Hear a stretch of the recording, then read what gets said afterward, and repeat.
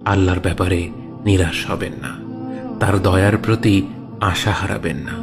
যখন কোনো বান্দার জন্য দুনিয়া সংকীর্ণ হয়ে আসে, বিশেষ করে যখন আপনাকে মানুষ পরিত্যাগ করে, এবং বিশেষ করে এমন কেউ যার ওপর আপনি আস্থা রাখতেন কিন্তু সে আপনাকে নিরাশ করেছে, আপনি আল্লাহর পরে তার উপরে আশা রাখতেন অথচ সে আপনাকে লাঞ্ছিত করেছে, সেই সময় জেনে রাখবেন যে আল্লাহ চাচ্ছেন আপনি তার শরণাপন্ন হন।